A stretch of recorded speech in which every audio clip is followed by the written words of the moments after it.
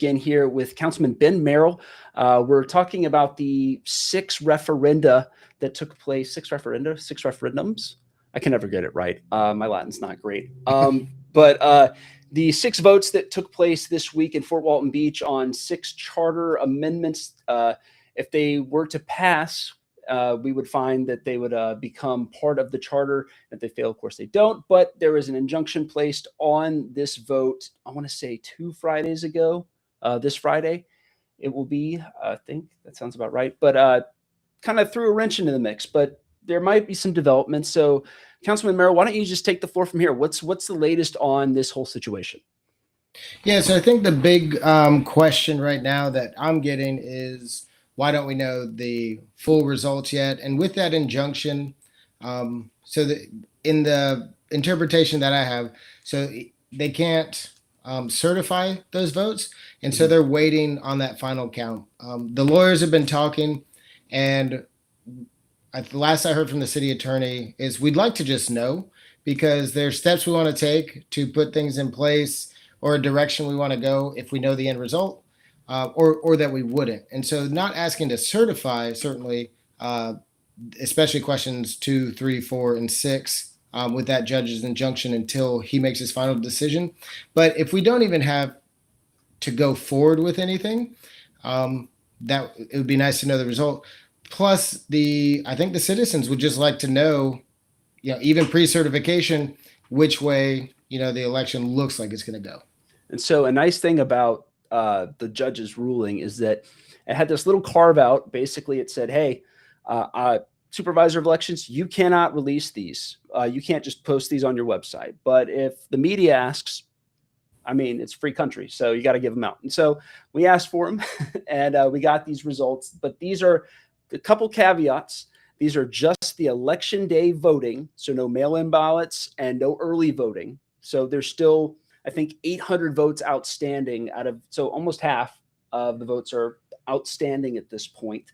But these are some of the initial ones. So the only one that there's an exception to that is this first one, referendum number 1, which wasn't in this lawsuit. Should we have elections in November? Answer resoundingly from the public was yes. About 87% of the people said yes. So we're going to be moving Fort Walton Beach's municipal elections to November. But I think we'll kind of go through these first couple really quickly, because I don't feel like there was a whole lot of thrash with them. Same thing, this removing the filing fee cap, close vote, but ultimately it looks like if the people voted today are the same as the mail-in and the early voters, we'll see that as well.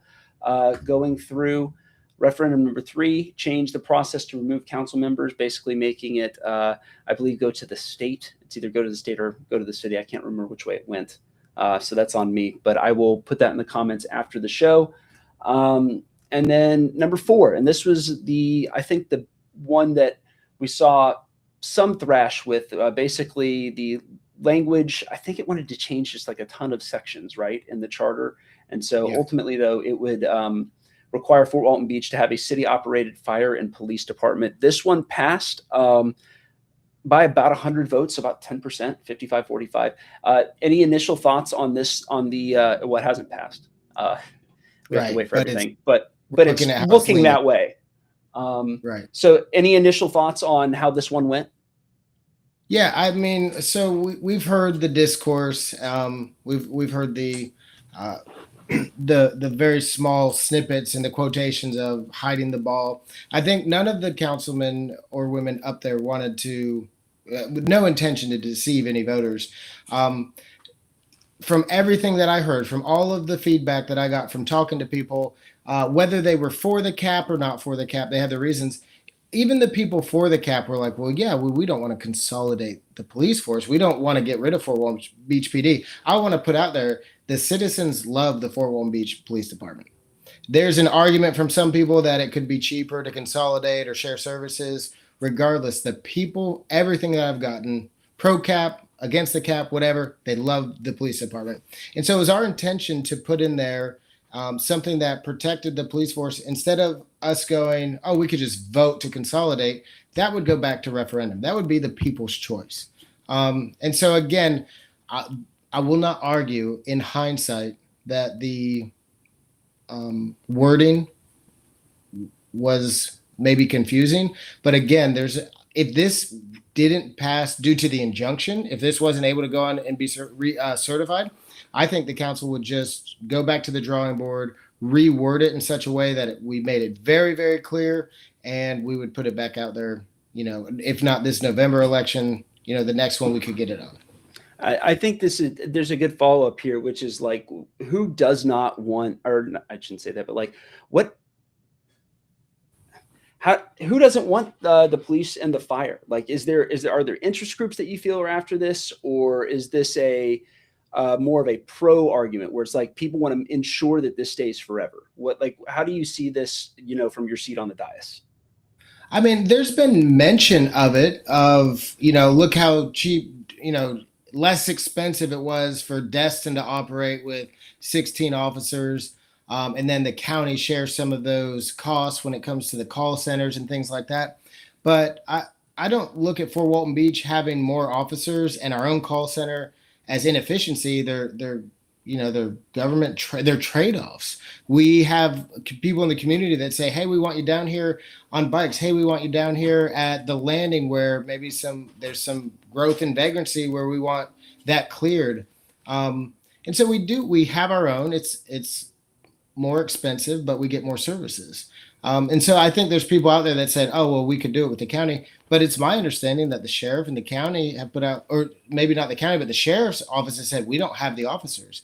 So if we went down the road of contracting that out, well, they're going to have to hire more. That's going to raise taxes. They're just arguing that that would be shared through Okaloosa. But man, I think overwhelmingly, if this had to be reworded on the ballot, that we would have support to continue on with our police department. And I think the voters would want to say, yeah, for that to change, we would want it to come back to vote. That's my opinion, but So I see this as almost like a philosophical discussion, right? Because what does a city mean, right? Like, why do we have a city if not for additional services, right? And if you do not want a city, that's okay. But that means consolidating and doing that stuff with the sheriff's office, right? Like I kind of like look at this scenario in other towns like Valparaiso or Freeport, right? Like Freeport does not have a city police office. They provide a lower level of services, and not like, they're bad, but like they provide fewer things because the tax rate is significantly lower. It's a discussion about what a city should look like, right? And it's more philosophical than it is just like hard numbers. It's going to cost this much, or this is more efficient, or that's more efficient. It's about like what you want to control, right? Because 100%. At the end of the day, right, the sheriff would be the guy in charge of that. And so if he needs to plus up forces in Destin, he's going to pull people from Fort Walton for the day, which is like his prerogative, right? Yeah. Yeah. And it's once we contract that out, once we went that route, we talked about this with public works and different things. Once we contract that out, there's no coming back. There's no going, hey, we sold all our trucks. We sold all our police cars. We did this. Yeah. 2 years later, we don't like this. Let's rebuild the police department. It would be a mountain to climb. I don't know that it would happen at all. It would be significantly more expensive. Right. It's like starting your own electric utility. It would be better if there was a strong outcry in the community to say, hey, we need this cost down with the police department. It would come in to say, hey, what services that the police department provide could we reduce? And so I do feel very strongly that there's a huge community support behind this one. Again, the wording, got it. But at the end of the day, like I said, if this one did get dismissed by the judge, we would come back, reword it, and I think it would go to vote, and I think it would pass even greater. Even people are like, yeah, we want to control the police department. We don't want the council to be able to vote to consolidate. So if Councilman Merrell specifically had his druthers, like, this is going to be on the November ballot if it gets thrown out by the judge. Yeah, I would come back and say it got thrown out, not on premise, which I used that word a lot last time, but it got thrown out on wording. Right. Okay. So the Fort Walton Beach Watch Group got hung up on this when they put the amendments on the first time. They got sued by the city based on wording. It's not as big of a gotcha as they want it to be. Did it tip the scales a little bit, being able to say, oh, the judge has this injunction and they're trying to deceive you.